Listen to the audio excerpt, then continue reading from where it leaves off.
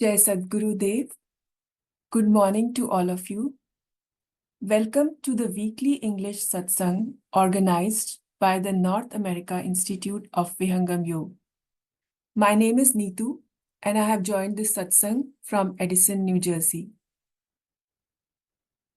In the current times, our day-to-day life has become busy in fulfilling our physical and mental requirements and social responsibilities. In this fast-paced routine life, the requirements of the soul are often forgotten. So, first, I would like to congratulate each one of you for taking some time from your busy schedule to fulfill the requirements of your soul through satsang. Through this satsang, you will also experience the benefits of yoga and pranayama, which can positively impact your health and nourish your body. We will now engage in a series of yogasanas to promote physical and mental well-being. Before we begin, let us read the disclaimer carefully. By participating in this activity, you agree and acknowledge and take responsibility of any such actions. We will read the slide and then move forward.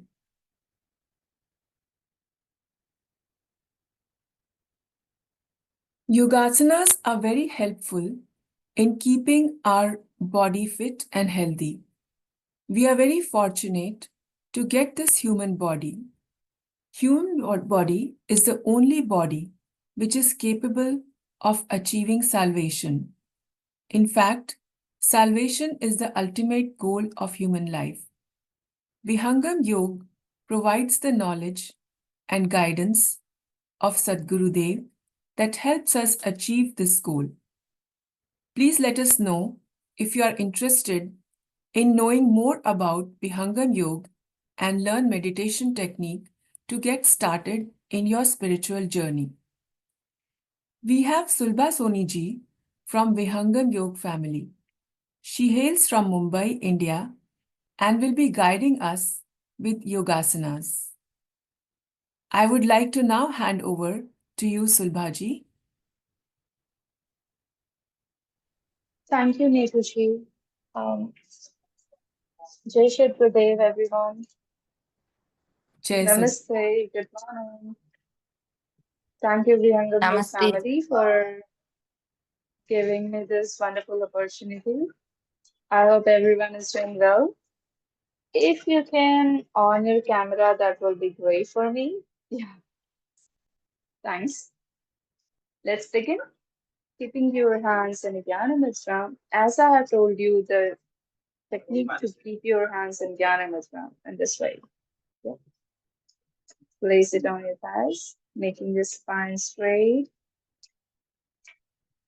Let's first observe our body with 3 deep breaths.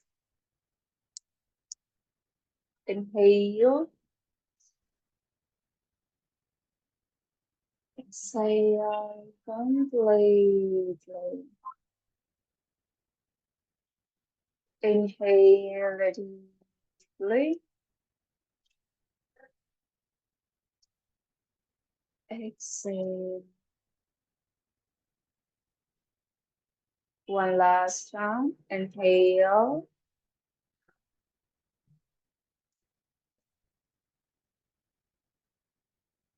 Exhale.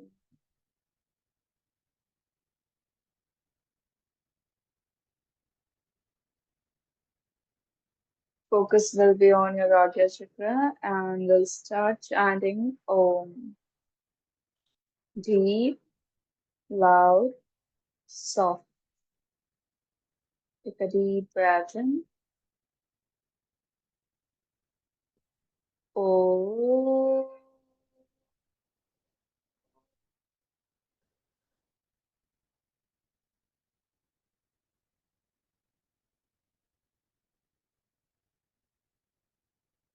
Second round. Om.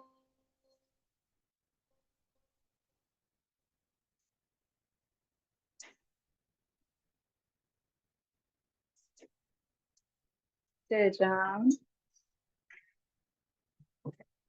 Oh.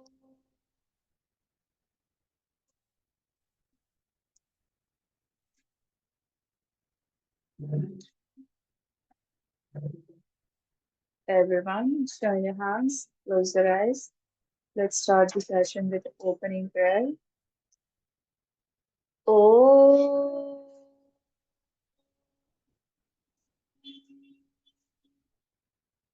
Sahana bhavatu Sahano Punatu Sahavesham Karvavahe Tejasvinavadhitamastu Ma Vidvishavahe. Everyone together. Om Shanti Shanti Shanti.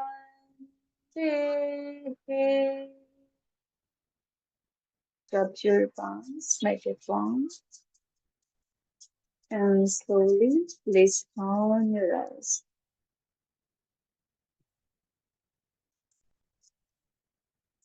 Okay, open your eyes with a gentle smile. So, guys, let me take today. We'll have sun salutation, which is known as Surya Namaskar. We have different variation of Surya Namaskar, okay? We also have Surya Namaskar as well as Chandra Namaskar, which is known as moon, okay? Moon. So today we will take Surya Namaskar, okay? We will try to cover two variations. Hatha Yoga, Surya Namaskar is different. Ashtanga is difficult one, okay? So we will take a little bit touch of Ashtanga and rest will try to come up on your mat. You can adjust my camera.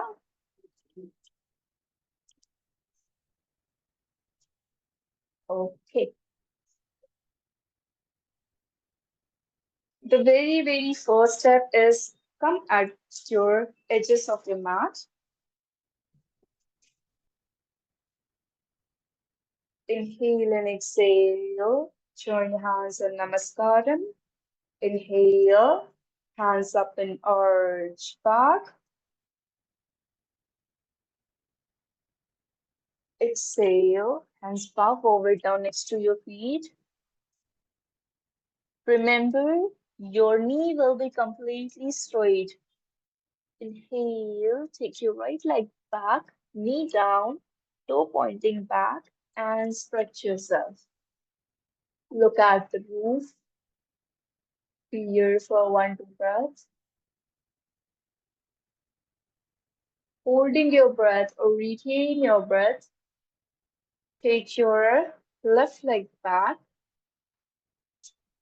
in Dandasana. Hold here. 5, 4, 3, 2, 1. Exhale, drop your knee, chest, chin on the ground. Buttock will be a little bit up. Beer. Feel at your upper back, at the shoulder, neck. 5, 4, 3, 2, 1. With inhalation, keeping your big toes back, inhale, head and chest up and arch back.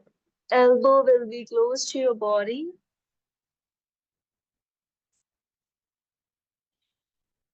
Here, on 5, on 4, on 3, on 2, on 1. Exhale, hips up, heels on the ground. Look back. Stretch yourself. Om 5. Om 4. Normal breath, guys. Do not hold your breath anywhere. Om 3.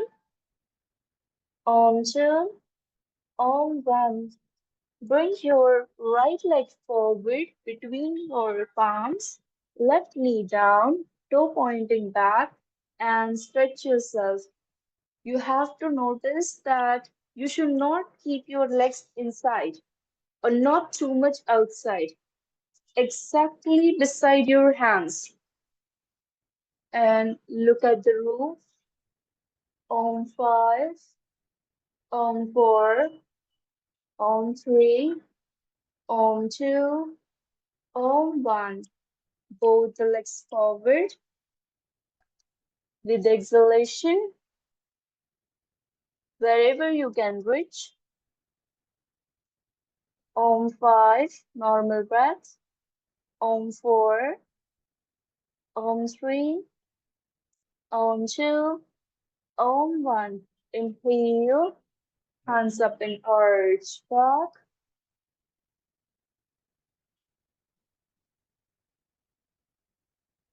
Exhale and Samasthiti. So, this was just your half Surya Namaskar, half sun salutation. The next half we will do from the left side. All right, let's begin. Inhale and exhale. Join hands in Namaskaram. Dear Ekam, Dve, Trini, Chatvari, Pancha. Hands up in arch back. Ekam, Dve, Trini, Chatvari, Pancha. Exhale, Padahasta Asana. Hold, Ekam, normal breath. Dve, Trini, Chatvari, Pancha. Take your left leg back, knee down, toe pointing back, and stretch yourself. Hips, kindly take it, bring it more forward, hips down. Stretch your hips and look at the roof. This will help you to strengthen your hips muscles, help you to reach out lot of blood to your reproductive organs. Okay? Ekam, dve, three, chatvari, pancha. Holding your breath, both the legs back in Dandasana. Ekam, dve, trini, chatvari, pancha. Drop your knee, chest, chin on the ground. Ekam, dve, trini, chatvari, pancha. Inhale Bhujangasana, head and chest up and arch back. Don't open your elbow completely, and your full concentration will be on your lower back. With a gentle smile, guys. Ekam, do not squeeze your shoulder. Dve, trini, chatvari, pancha. Hips up, heels on the ground. Look back. Ekam, dve, trini. This asana is very effective to make your spine strengthen, give shape to your upper back. 20, Chatwari, Pancha. Bringing your left leg between your palms in Ashwa Sanchalanasana. Right knee down, two pointing back. Stretch yourself. Ekam, Dve, Trini, Chatwari, Pancha. Both the legs forward. Ekam, Dve, Trini, Chatwari, Pancha. Hands up and arch back.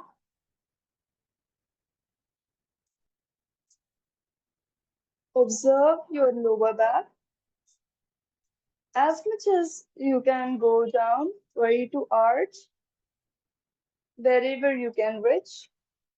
Ekam, Dve, Trini, Chatwari, Pancha. Namaskaram.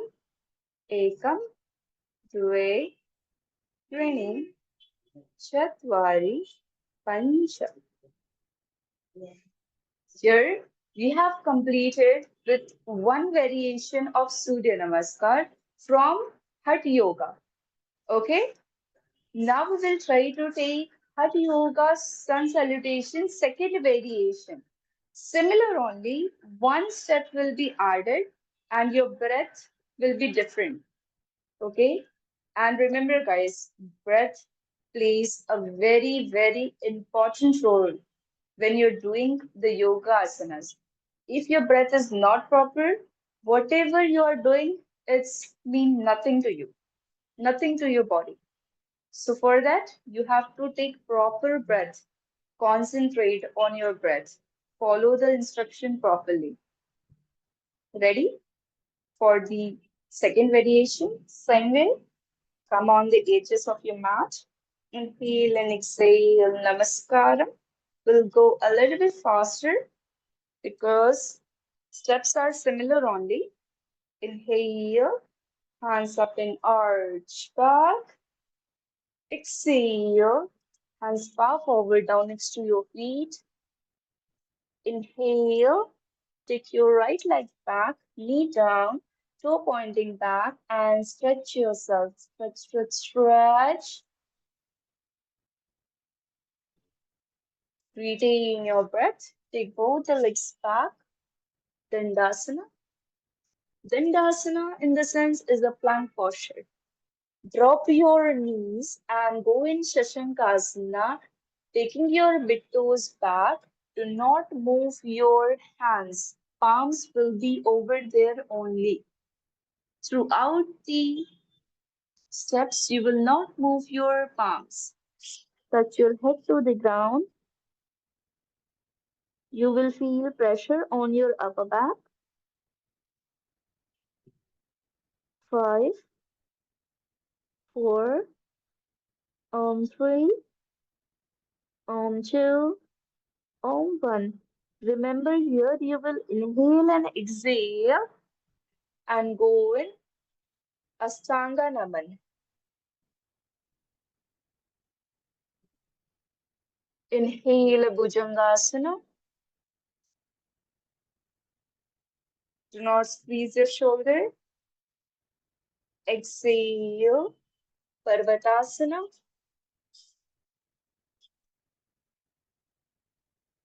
Knee will be straight. Not bend your knees. Wherever you can reach. Inhale. And then exhale, drop your knees, and once again you will go in Shashankasana. Do not move your palms. Palms will be there only.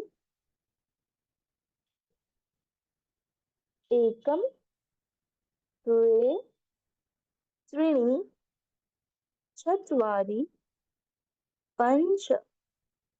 Now, with inhalation, you're gonna bring your right leg between your palms,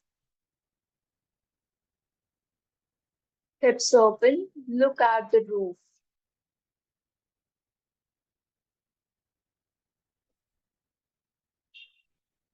Exhale, Both the legs forward. Padahastasana. Inhale. Hastottanasana. Exhale. Namaskaram. Okay, this was from your right side. Now we will do from the left side. All right. Inhale and exhale. Namaskaram. Inhale. Hastottanasana. Exhale. Padahastasana. Take your left leg back. Look at the roof. Hold your breath. Both the legs back in Dandasana. Exhale. Shashangasana. If you feel tired, restless, stress, anxiety, or you're getting panic attacks in your period pain, it is very, very effective asana, instant relief by doing Shashangasana, which is also known as child posture. But there are two, three child posture. Inhale and exhale, Astanga Naman. Inhale, Bhujangasana. Exhale, Parvatasana. Inhale, left leg, sorry. Inhale first and then exhale again in Shashangasana because we are doing variation. 5, 4, 3, 2, 1. Inhale. Bring your left leg forward between your palms. Open your hips. Look at the roof. Exhale. Padahastasana. Inhale. Hastottanasana. Exhale and Namaskaram. Yes. So here we have completed with two variation of sun salutation, which was from Hatha Yoga Surya Namaskar. Okay. Now we will have a relaxation. Everyone lay down on your back. We'll do Savasana because relaxation plays a very, very important role in your body. If you will not have relaxation, then throughout the day you will feel what I did. Why I'm feeling so much like pain here, there. No, I didn't do anything. Then why I'm feeling this? Because you will not have a relaxation. So kindly everyone lay down on your back. We will have only 2 minutes of relaxation. That will be also enough and you will get a boost. Lay down on your back, apart your legs, apart your hands. Palm will be facing upward to the ceiling. Eyes will be closed. And just mentally repeat after me. Focus on that particular part of your body. I am relaxing my feet. My feet are relaxed.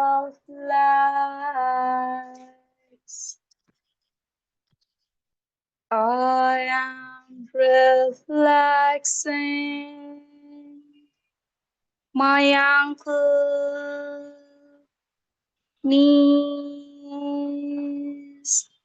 and thighs. My ankle, knees, and thighs are free of life. I am completely realized. Observe your body, top to bottom. Feel the silence. Observe the atmosphere.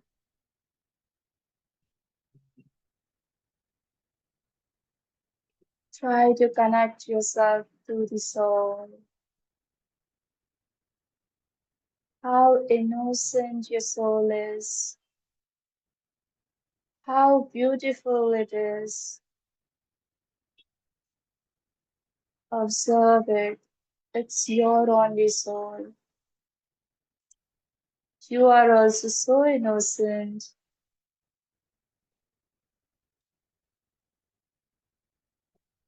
Feel the inner happiness.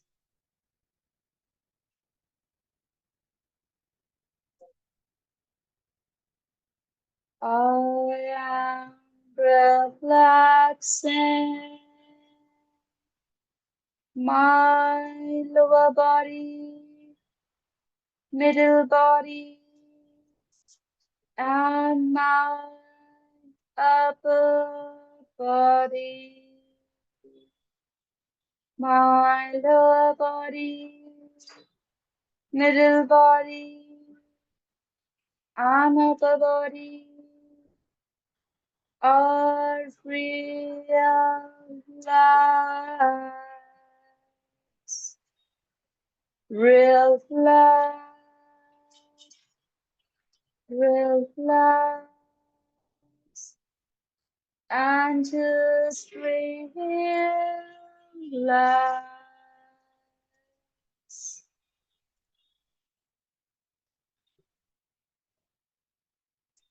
Take a moment and feel yourself for 1 to 2 breaths.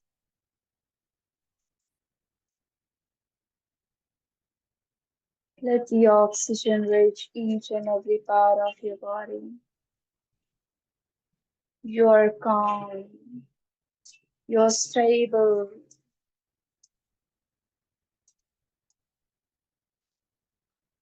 clear in your thoughts and mind.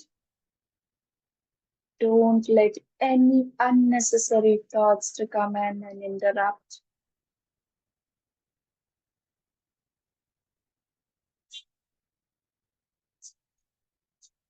Okay. Turn your body toward right side. Take 1 to 2 breaths. So you can look towards me. There is a way to come up. You should not directly come up. Uh, yeah. So we can conclude the session. Let's start with ending prayer. Join your hands, everyone. Close your eyes.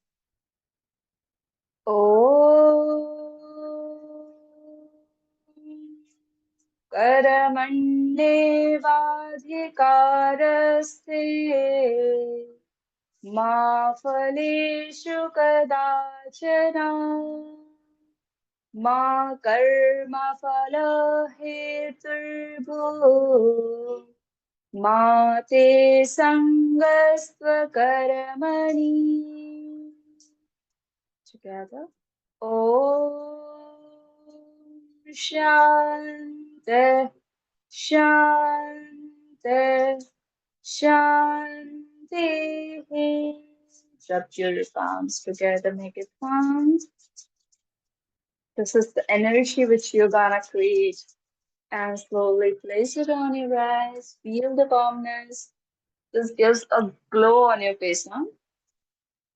Okay, take your hands back. Let's do Bhumim Naman. Exhale it down. Pray to the Almighty God, the Mother Nature. Thanks to everyone, parents, Guru, people around you. Inhale up.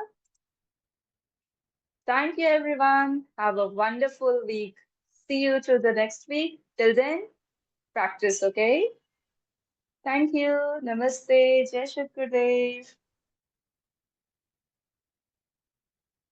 Thank you so much, Sulbhaji, for guiding us through the yogasanas. You have shown us that such simple postures can make a big difference in our well being. Thank you again so much, Sulbhaji, for joining every week and guiding us through these yogasanas. You all can reach out on the number shown at the bottom of the screen to register for group yoga classes.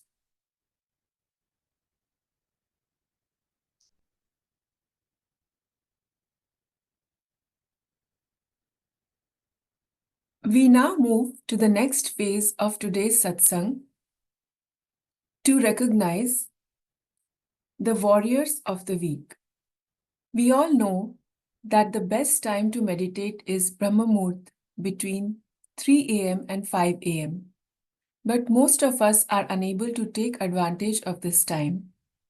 To encourage all of us, NAIVY has started a WhatsApp group called Brahma Muhurt Warriors.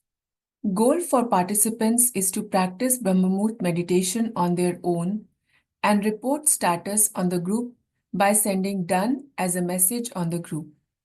There is no session to join. If you are interested in joining the group, please let us know and we will send you the link.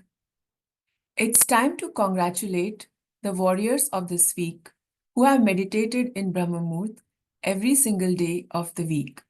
This week's warriors are Surya Alam Raju ji, Radha ji, Yogesh Shirsagar ji, Prachi Shirsagar ji, Vijay Kumar ji, Anjali Kumari ji, Subhash ji, Niranjan Kumar ji from Atlanta, Ranjini ji, Saroj Gupta ji, and Mukesh Kumar ji.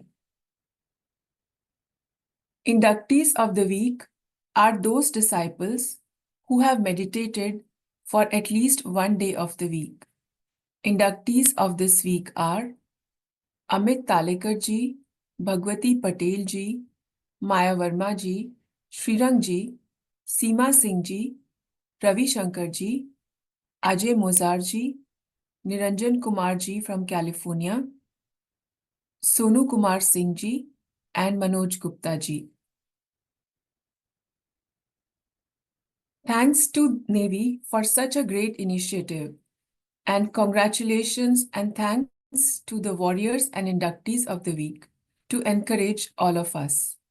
It is inspiring to see the list growing day by day. We started with 2 or 3 people and we have reached to 20 plus. This is very encouraging.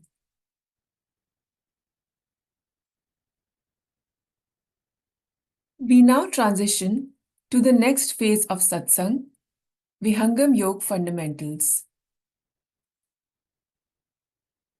This is a classroom-style interactive session that will help us deepen our understanding and confidence in sharing the profound teachings of Vihangam Yoga.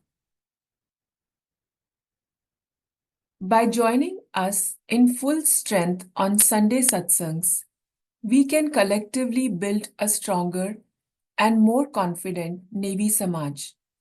Let's come together with open hearts and minds to learn, grow, and inspire each other. Our speaker for today is Sudhanshu ji, who is a sincere disciple of Sadgurudeo and inspires us with his seva and devotion. We've had the opportunity to listen to Sudhanshu ji in the past satsangs and indulge into deep spiritual knowledge. I would like to request Sudhanshu ji to build upon last week's discussion on the 6 eternal entities. Over to you, Sudhanshu ji. Thank you very much, Neetu for giving me this opportunity to share my views on this topic. First of all, I would like to put my prayers in the lotus feet of Sadgurudeo. शरण शरण मैं शरण हूँ, हे गुरु बंदी छोड़, मोहे उबारो हे गुरु, यह सो बार निहोर। जन अधीन वंदन करे, केहि विधि की जैसे वार पार की गम नहीं, नमो नमो गुरुदेव। From past few weeks, we all are trying to understand the six eternal entities. Whenever we talk about the spirituality, it is very important for us to know the basics. Until unless you know and understand the basics, you will not be able to understand the reason of, the purpose of you being in this spiritual journey. When you start understanding these basic fundamentals, then all ignorance will start going away and things become more clear to all of us. So, on the same journey, we all are here to try to know about these basic fundamentals of the spiritual world. And on that journey from past couple of weeks, we are trying to know the six eternal entities. In our previous session, we got to know about the Kal. We also got to know about the Prakriti. And on the same series, today we will talk about the third eternal entity, that is the soul. In Hindi, we call it Atma or Jivatma. So the first question is, what is the soul? What is the Atma? So in our Vedas, this has been mentioned that Satatena Atatiti Atma means soul is the one who's continuously traveling, the one जो निरंतर गमन करता है. The question is why it's continuously traveling from here to there. Further, it's mentioned Atati nirantaram karma falani prapnoti vasa atma. The one who is continuously traveling here and there to receive the results of their karma. So Atma is the one eternal entity which is bounded by its karma, keep traveling here and there to receive the results of their karma. So that definition bring us here. The few qualities of soul, what we are trying to specify here. This definition explains two things. What? First, as it is traveling here and there, it means it's a unilocated entity. It cannot be present at all the places at the same time. So it's a unilocated entity and it's a limited entity. Further, when we say is that to receive the result of its karma, it goes here and there, what it means that either the soul be in the confinement of its karma or it will be in the liberation state. So state-wise, soul has two states, the state of confinement and the state of liberation.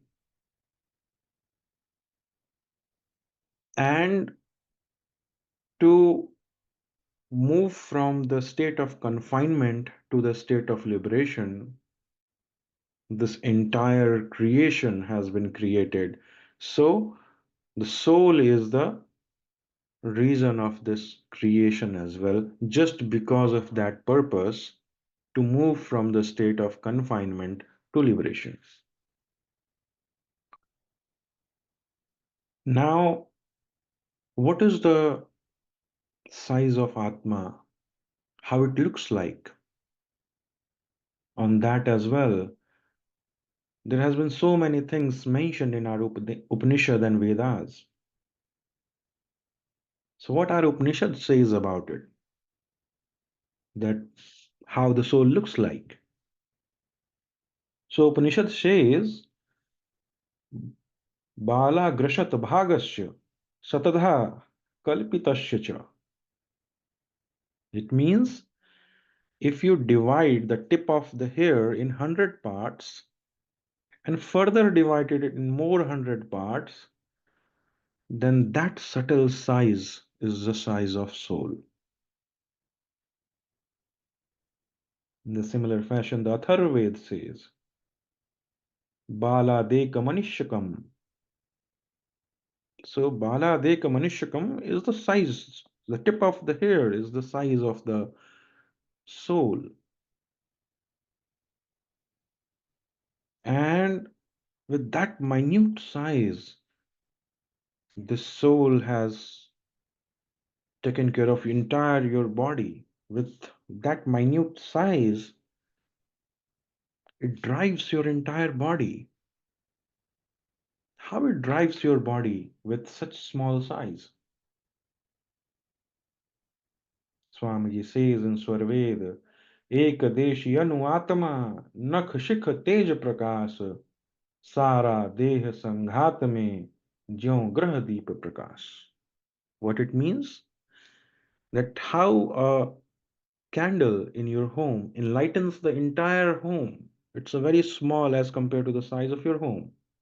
In the similar fashion, the soul is very subtle, very small, but it enlightens your entire body.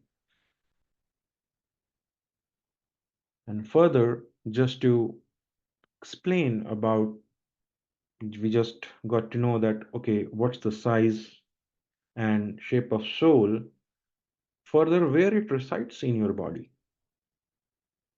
Then Vedas says, Sava esha atma hridi atmanah shreshta ayatanam hridayam. What it means? The soul resides in the heart of your body. So, as of now, what we have discussed, we are trying to understand about the soul, about the Atma, Jivatma. And as of now, we got to know that it's a unilocated limited entity which either be in the confinement or in the liberation state. Soul is the reason of this creation, and it's very minute, very subtle, and it resides in the heart of human body. Now, how it looks like, about that, Swamiji has mentioned in Swarved. Sodas Surya Prakas hai Sachidananda Swarup. आत्मा अलग आधार में तन्मय पुरुष अनु. So in its purest form, the soul has a power, or you can say an enlightenment of 16 sun together.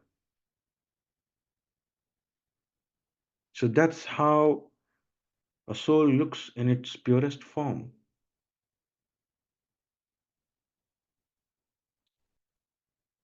So soul is an eternal entity. It never dies or it never take birth. that we will discuss in the next slide, about which Swamiji has further says in Swarved, Shastra Vichedan nahi kare, Agni na jare soye, Marut tahi na sokhai, Amrita chetan soye. What it means? The soul is the one who cannot be killed by the Shastra, any kind of Shastra. Fire cannot burn him, air cannot dry him. It's an eternal entity. So that brings us into the next slide, where we will try to understand that what is the properties of soul? What are the qualities of a soul? So as we mentioned in the beginning that soul is one of the eternal entity. So one property is soul is eternal in nature. It neither takes birth, it nor die. It's eternal. What is the second? The second property is it's conscious in nature. Conscious means it's not dependent on some other entities to perform its acts. We will further see that how soul decides what to do, what are the different things which impacts that decision. So soul is conscious in nature. It can takes uh, it's not dependent on any other entity to perform its action. And third, you are seeing here bliss in different color and mentioned as missing. What it means? It means is this is the third property for which soul is in continuous run. In next session, when we will talk about the Supreme Soul, at that moment we will discuss that Supreme Soul have all these three properties: eternal, conscious, and bliss. And this bliss is missing in soul, and soul is continuously running here and there in search of this bliss. So, this entire creation and all the acts what a soul performs, the reason of that is this bliss. And in the next slide, we will see that how soul perform different acts just to gain this bliss. So these are the three properties, two properties of soul, and third, what it is looking for. And for this only, Swamiji has mentioned in Swarved, Jiva to nitya anadi hai, mare na jive soye, satchit roop puran hai, sahaj sanatana soye. So a jiva, a soul, is a nitya anadi, is an eternal entity who neither takes birth nor dies. And Satchit Rupa Purana hai. Sat means eternal, Chit means Chetan. Sahaj Sanatan Soy. So that's the, you can say, a definition of soul, which is eternal in nature and conscious in nature, and looking for the third entity, which is bliss. Now let's see how this search impacts soul in the state when it's confined, it's bounded by its karma. So here we will try to understand this. So first, those were the properties like eternal and conscious nature of soul. Now we will talk about the attributes of soul. That what are the attributes of soul? So these three are eternal attributes of soul. What it means? That in any state, soul will have these three attributes. What are those? Knowledge, which is jnana, desire, which is iksha, and effort, which is prayatna. So this knowledge attribute, this is limited knowledge. So soul have limited knowledge. And with this limited knowledge, soul can have the desire of any entity, either related to this physical or eternal. Based on this knowledge, soul will have a desire, and to fulfill that desire, soul will put effort.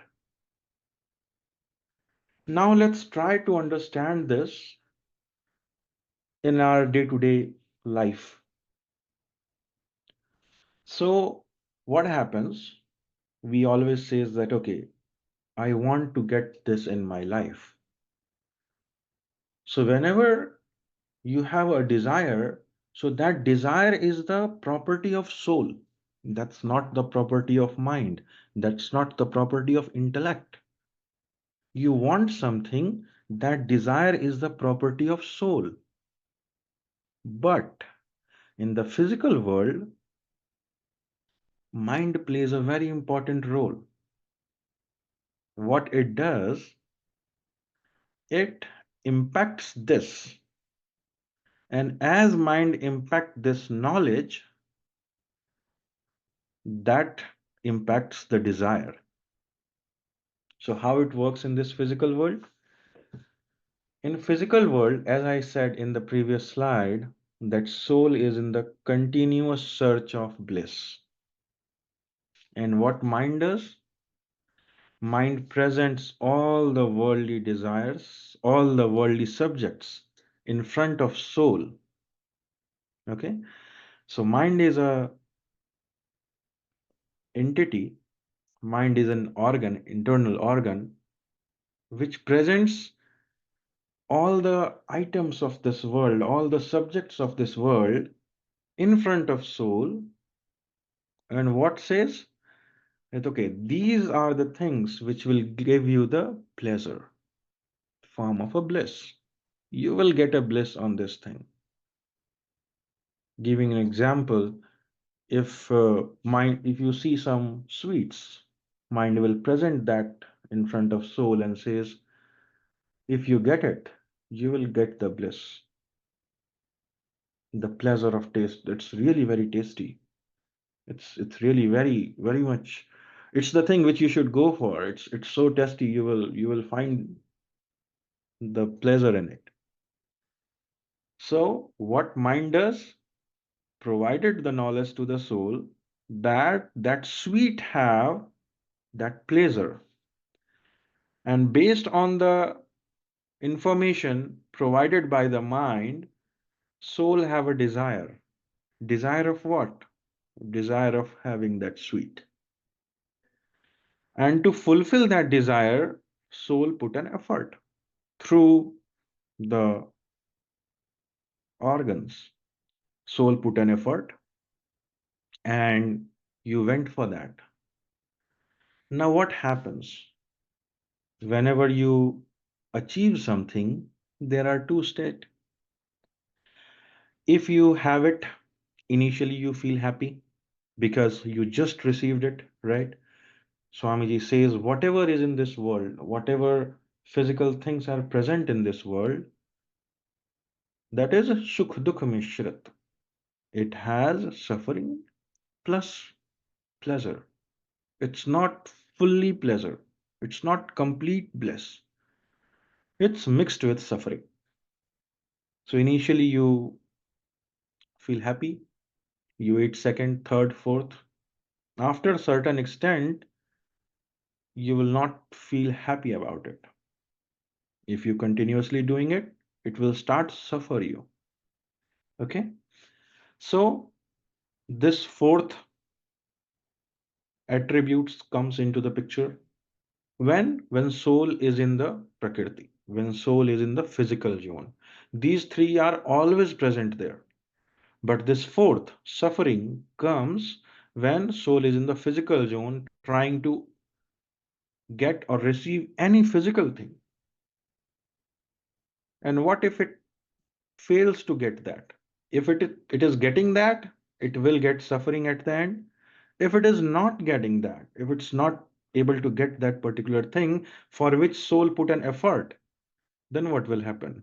Then resentment will come, dvesh will come. So when you receive something, after some time you experience suffering. Why? Because you are in the search of bliss. If you will get the bliss in something, you will not look for something else, right? So why suffering happened here? Because soul thought that the bliss is on that particular physical thing about which my mind told me.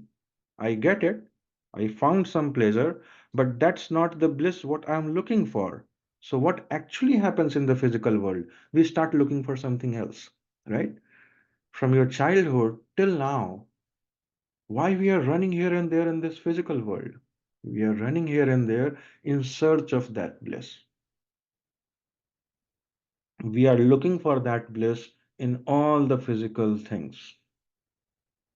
Either it's a sweet, or it's money, or it's big home, car, name, fame, whatever it is. We are running here and there.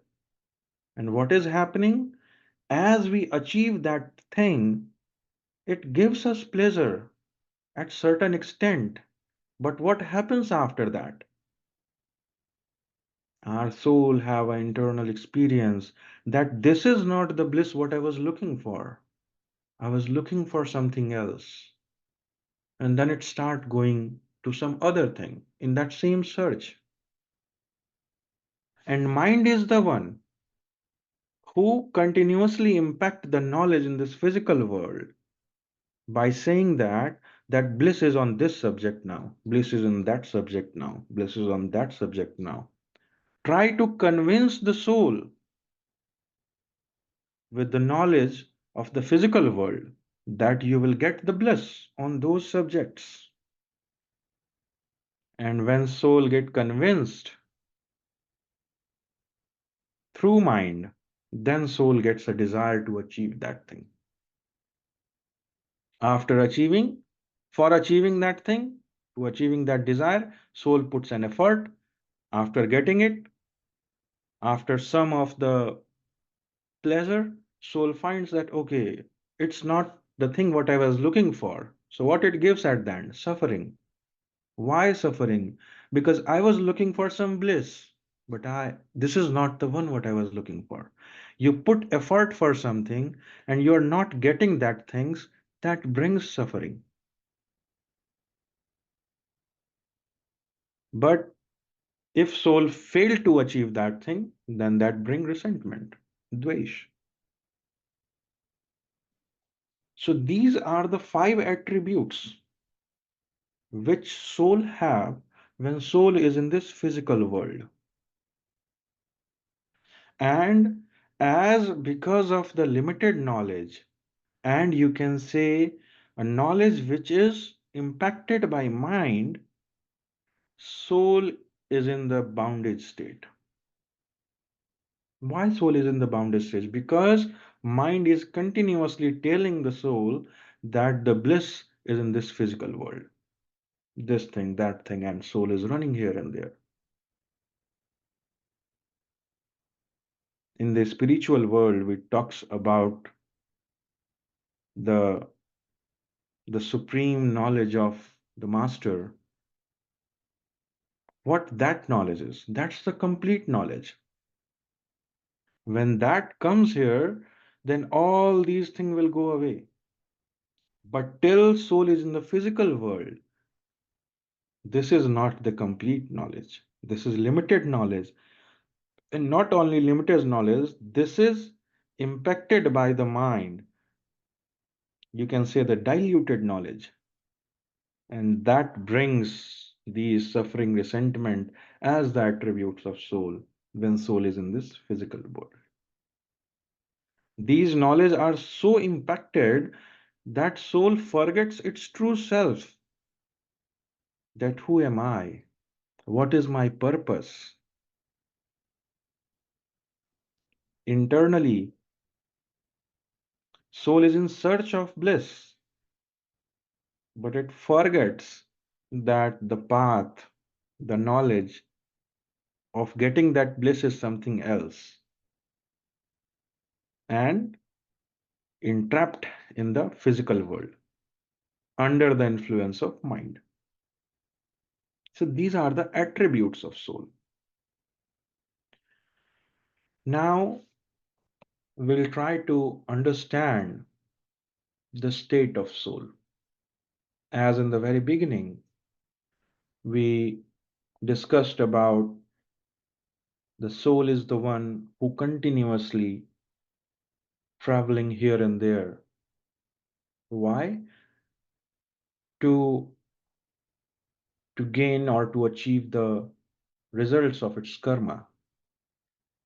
We also got to know that soul will be either in the uh, mukta state, either in the salvation state, or in the baddha state, or resentment, sorry, or in the baddha state, where because of its karmic bond, soul have to be entrapped in so many births.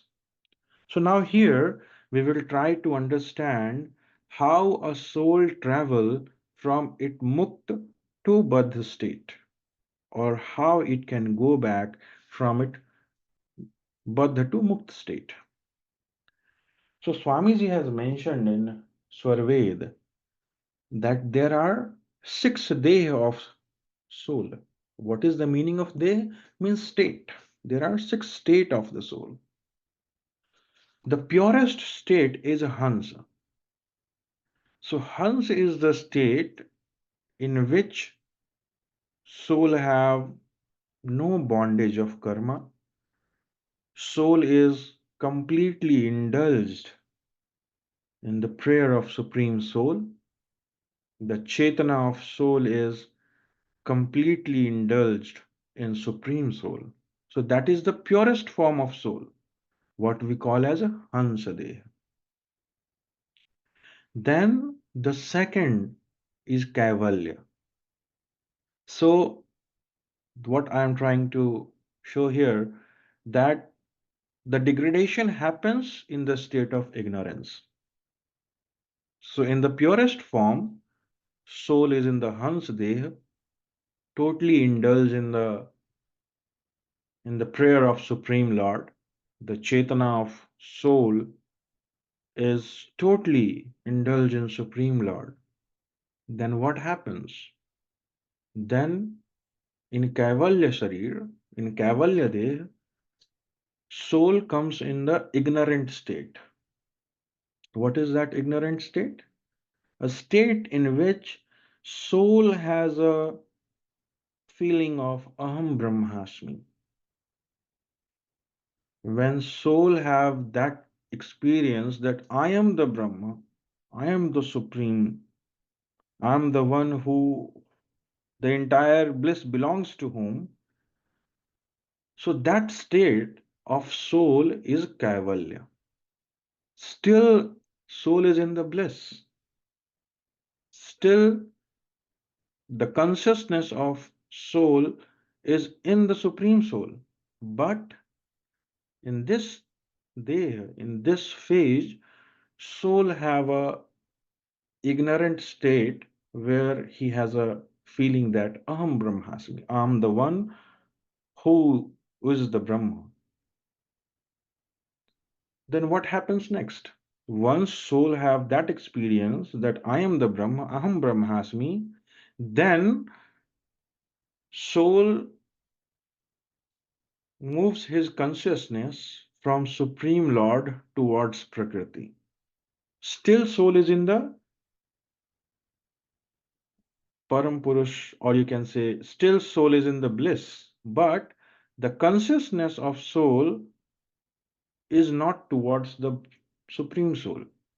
The consciousness has moved from Supreme Soul towards the Prakriti. So that is the Mahakarande. What happened next? So when the Chetana, the consciousness of soul, moves from Param Purush towards the Prakriti, it starts going towards Prakriti with a wish to experience that. And when it entered to the physical zone, the zone of Prakriti, when soul enters to this zone, as soul comes in the Prakriti zone, the state of soul called as a Karandeh. So in Karandeh, the soul is in the Prakriti zone. Soul is not in the bliss zone of Supreme Soul. Here, soul is in the Prakriti zone. What happened after that?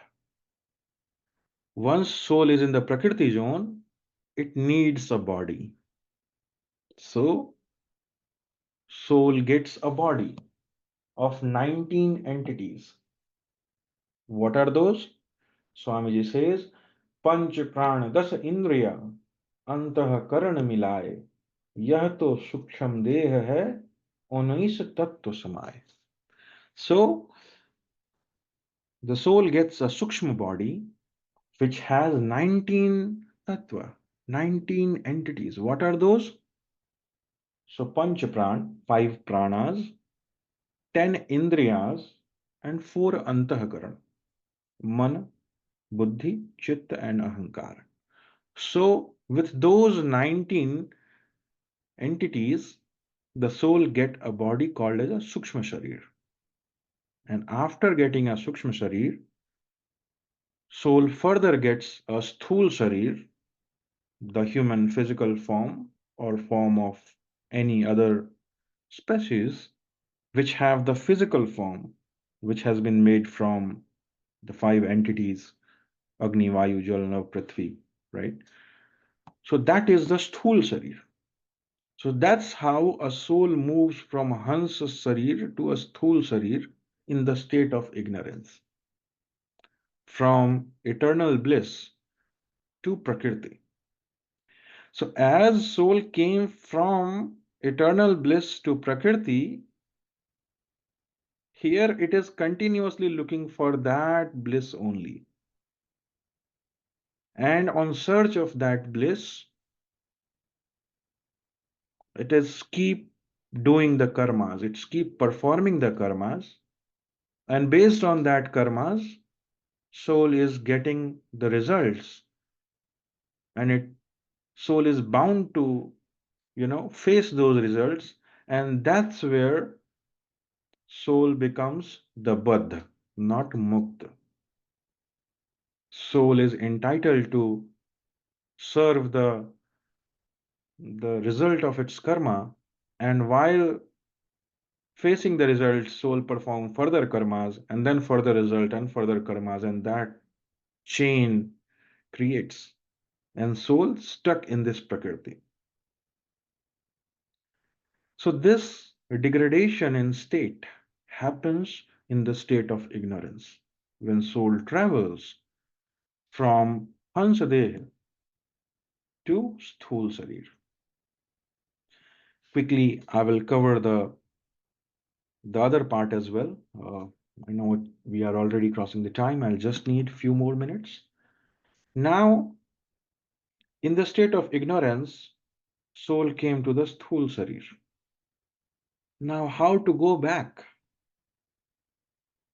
So going back is not possible because soul don't know its true form. Soul don't know where to go. Soul don't know that the bliss what he is looking for in this prakriti is not in prakriti. So what soul needs? Soul needs a master who have the knowledge of this zone and who have the capacity to pull you from this prakriti and take you to this zone. And that master we call as Sadguru. So in presence of Sadguru, how soul uplifts. So these are the 3 states in which we all lives in this physical zone. Jagrit, Swapna or Susupti. Jagrit is the state when you are awake and you are doing all the work of your physical life. So you are in the Jagrik Avastha. Swapn is the state when you are going to sleep and you are dreaming. So when you are dreaming, that phase is called Swapna Avastha.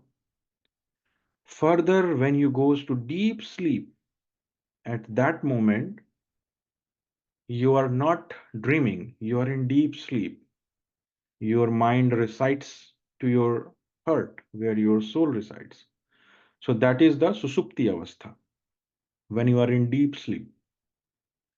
So these three are the state which you can achieve in your normal life.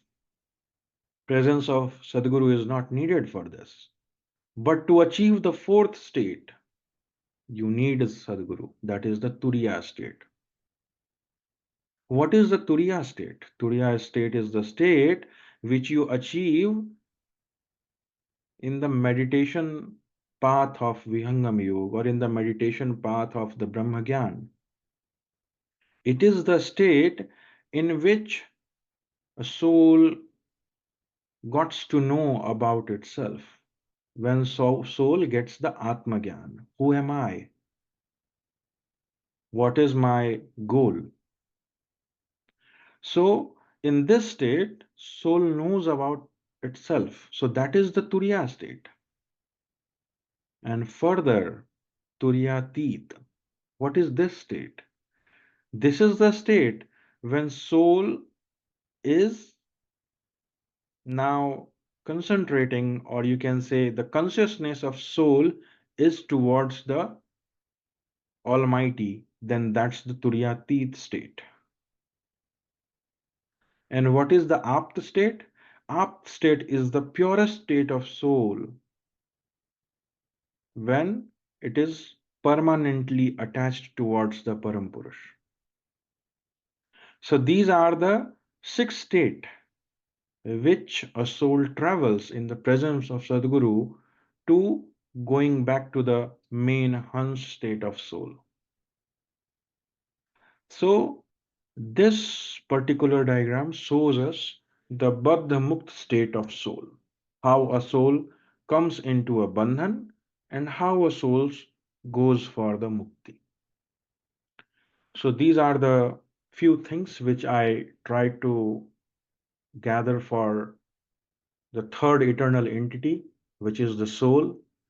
There are so many things to talk, to discuss about soul, and we'll try to cover it more when in the next session we'll go for the next eternal entity, as well as we'll try to gather something for soul as well.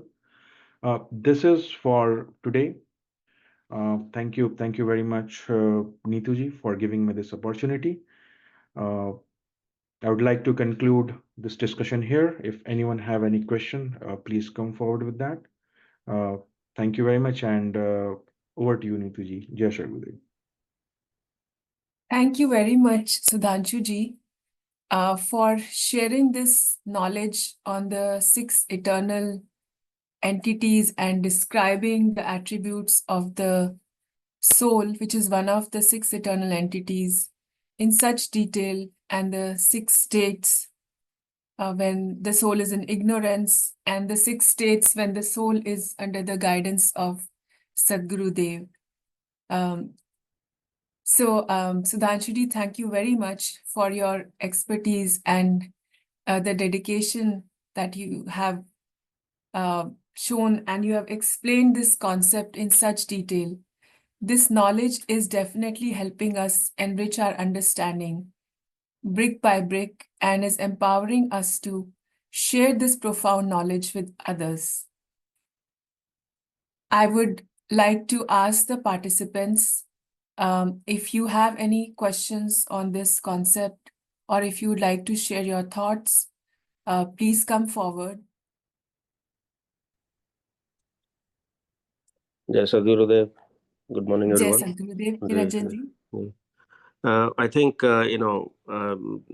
this was a very good refresher of what Sudhanshuji had, or maybe Yogesh ji had talked about like a couple of months or maybe a year ago.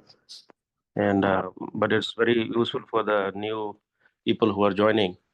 And one of the thing that I wanted to just uh, bring up and maybe refresh is that the the state and the body in the blue, the top blue portion, the distinction between the hums state and the turyatit state is the all knowingness, which is sarvakyata.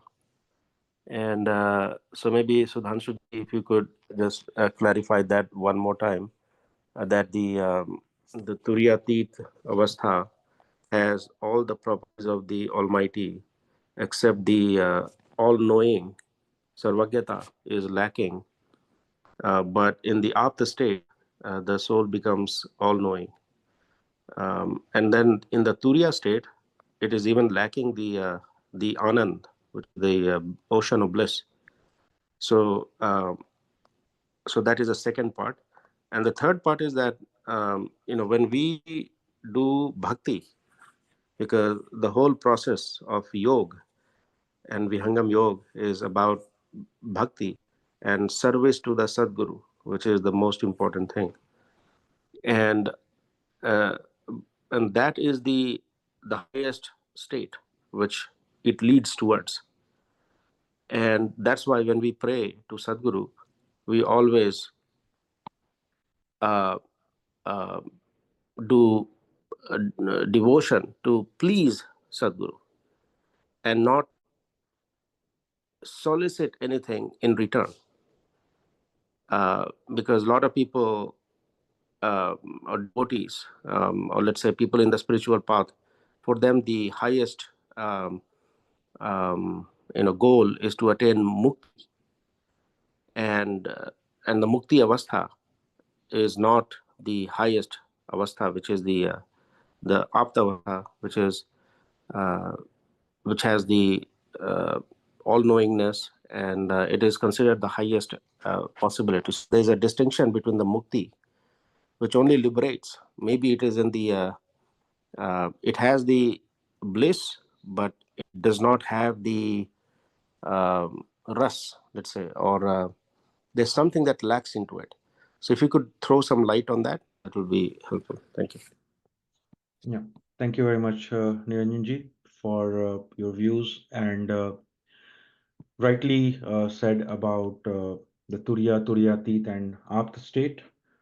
When I try to understand these three states and try to differentiate these three states, uh, as per the Swarved and other books written by Swamiji, what my understanding so far is, in the Turiya state is the state when a soul is established in itself. When a soul is स्व में जब स्थित है, so soul is exploring itself. When you receive the Atma Gyan, who are you? What is your goal? So that state is called Turiya state. As of now, soul has not reached towards the Supreme Soul. Soul is established within itself. That is Turiya. Turiya Tit is a state when soul prays for Supreme Soul by establishing in itself. As of now, you can say the Dhyana, Dhyata, or Dhye, these three are different. That's the state of Turyatit. So soul is established in itself, and from that state, soul is praying for Supreme Soul. It's connecting with the Supreme Soul by establishing it in its own self. That is Turyatit. And Apt is a state when Dhyan, Dhyata, and Dhye, all three becomes the one. So that the Apt state. And that's what you also say, is that it acquires the qualities of Supreme Soul, for which Swamiji has further mentioned in Swarved, Lauha Agnivat. As iron, if it be in the fire for a longer time, it takes the qualities of fire. It becomes like fire. The same happens with soul in its apt state. It acquires the quality of Supreme Soul, but still it's a different entity because it's a eternal entity. But in the apt state, it acquires the property of Supreme Soul. So that's the, we can say, the basic difference in Turiya, Turiyatit, and apt state in my view. Thank you.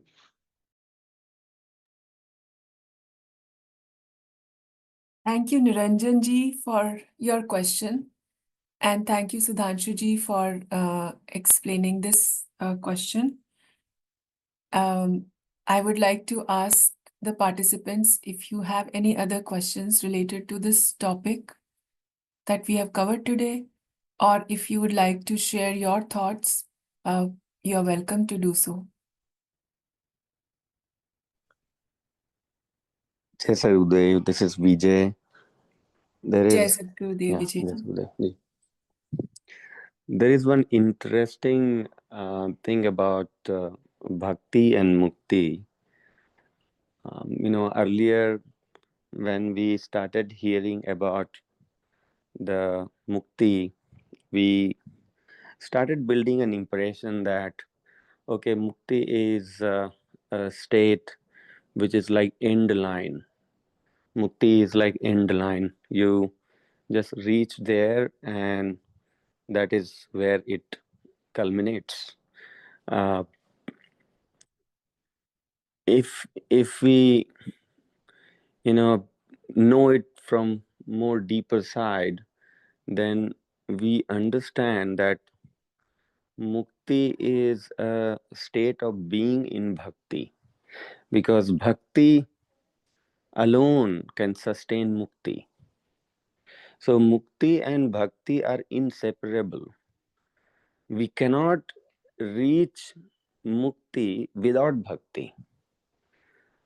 If anybody, let's say, says that I am in Jivan Mukta Samadhi or Videha Mukta Samadhi later, that means that soul is in 100% bhakti of Almighty. When it attains the bhakti of Almighty 100%, then only the state of mukti comes. So bhakti is before mukti. Bhakti is before mukti. Now bhakti of whom? This is where Vihangam Yoga makes it very clear that bhakti is about where our whole consciousness is 100% engaged in.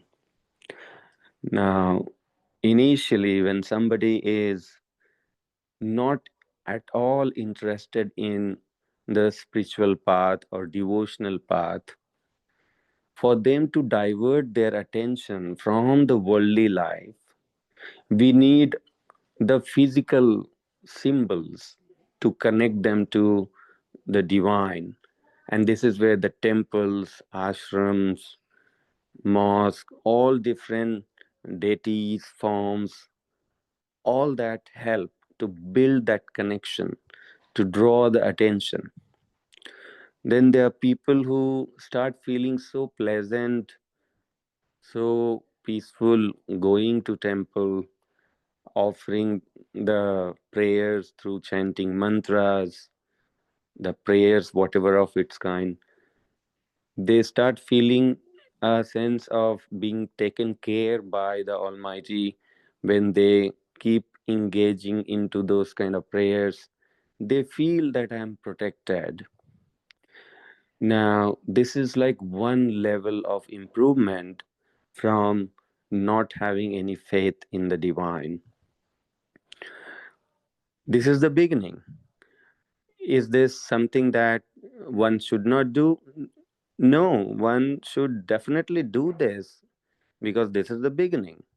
And as long as our state is in such a fashion that we cannot connect our consciousness to the supreme being, in its conscious form, Supreme Being in non-physical form, the Almighty which is pervading in every coordinate of this creation in His conscious light. If we do not have the power to connect to that conscious light, till then we require one physical symbol through which we can at least feel a connection with the Almighty.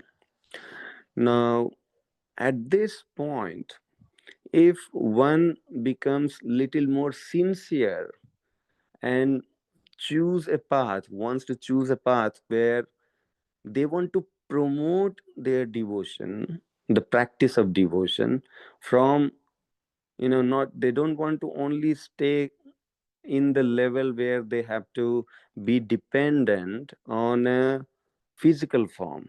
They want to really grow and establish a state of samadhi where they connect with the non-physical form of Almighty, where they can start experiencing the true form of Almighty, which is eternally pervading and existing always. And to really experience the existence of Almighty instead of assuming the existence of Almighty. When somebody's seeking becomes so intense, this is where the Guru comes into picture. So Guru is for whom? Guru is only to promote our devotion from physical bhakti to a bhakti which can liberate. The bhakti which can liberate. Because this physical bhakti will never liberate.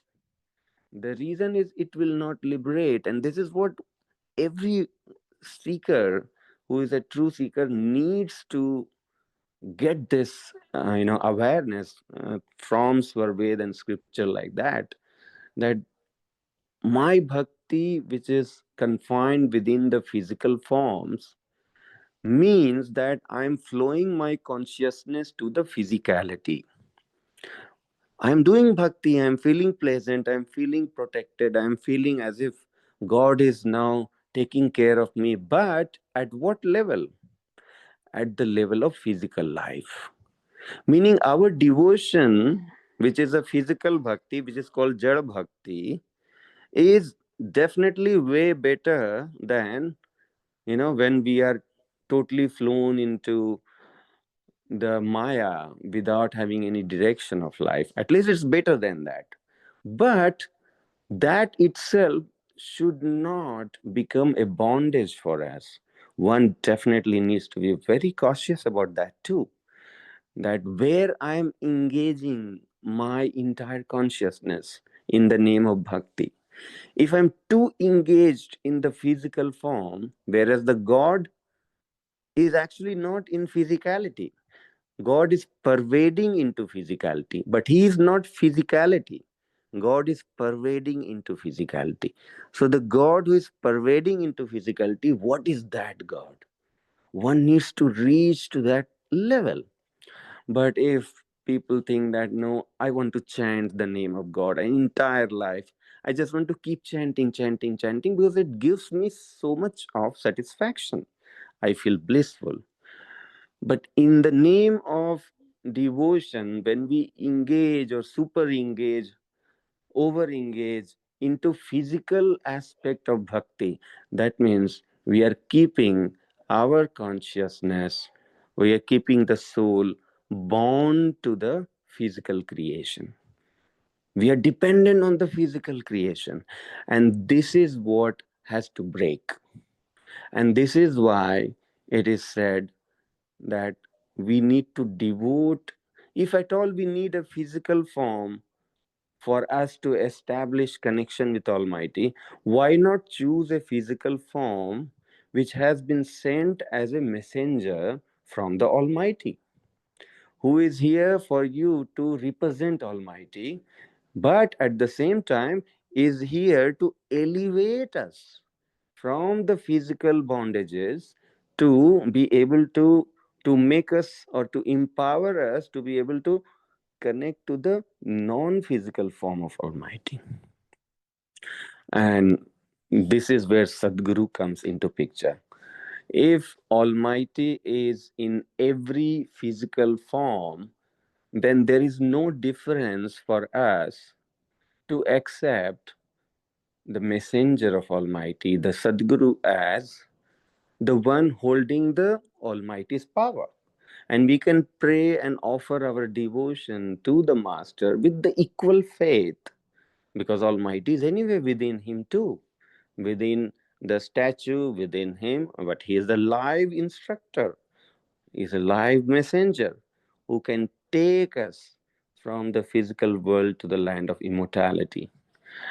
And when we start devoting or start connecting to the Sadguru's human form, the advantage with that is now the human form of Sadguru is functional.